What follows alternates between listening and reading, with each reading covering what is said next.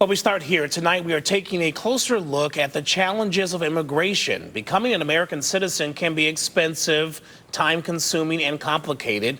And many people hire attorneys, but it's important not to hire the wrong one. News 5's Nadine Abusada joins us now. And Nadine, you spoke with one woman who says she's living a nightmare after hiring what turned out to be a fake attorney, and she says she's not alone.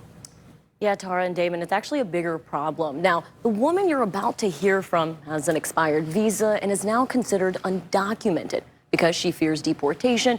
She did not want to reveal her face or her real name. So we're going to call her Maria. And at times, you're going to hear her speaking through a translator. En ese momento me siento estafada. At this time, I feel cheated. I feel sad that, that I was cheated out of this money. Maria's story starts in her home country of Colombia. There, she ran a nonprofit helping women rebuild their lives, but it made her a target. Certain members especially of the drug trafficking cartels, don't like the work that they're trying to do. A threat was posted On my house in Colombia. It says again, okay, just stop it, I'll kill you. Okay? Maria came to the U.S. in July of last year on a 6-month visitor visa, seeking asylum. Unfamiliar with the U.S.'s legal system, she turned to someone a friend recommended. One friend said, okay, this lawyer maybe is good for you. She paid that person $3,200 to file her asylum application, but months passed without any updates. I kept calling him, asking him all week. After dozens of calls, texts, and emails, the person she thought was her attorney finally told Maria she had missed her immigration appointment and could now be detained. He called me again. Oh, no. You don't go with the court, please.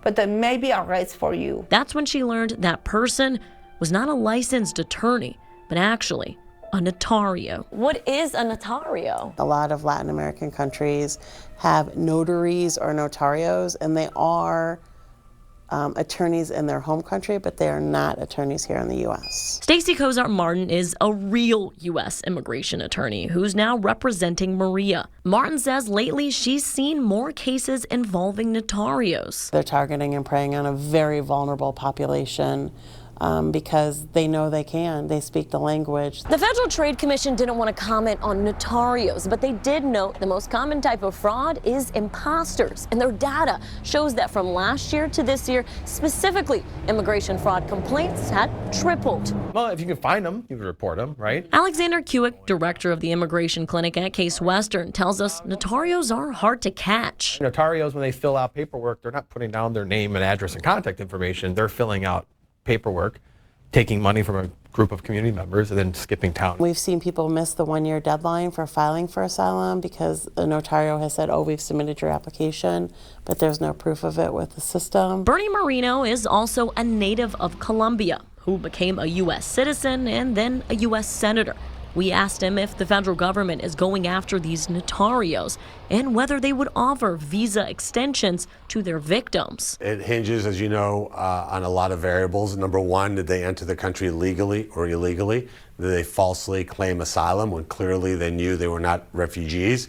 So in that scenario, the best answer is for them to self-deport. After missing out on her asylum appointment, Maria has filed for an appeal. Now she waits anxiously, not knowing what's to come. Every time she sees a police presence, she, worried that it's going to be her, that they'll be coming for her next.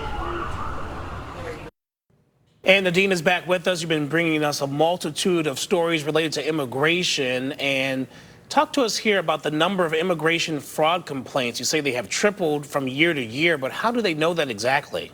Well, Damon, the Federal Trade Commission tracks those complaints, but the immigration attorneys I spoke with say many people don't report these notarios because they're afraid of being deported. As a result, a lot of times these bad actors are often left operating unchecked. So like the woman in this package, she had issues, ran into problems. How can people best protect themselves? Well, this is where the good news is. You can verify that an attorney is a member of the American Immigration Lawyers Association, or by state, you can check your Supreme Court's listing of attorneys. But you can also do other things. Your own research would include making sure they'll meet with you in person and they have a legitimate office space and are simply answering your calls. Damon. Nadine Abasada, thank you very much.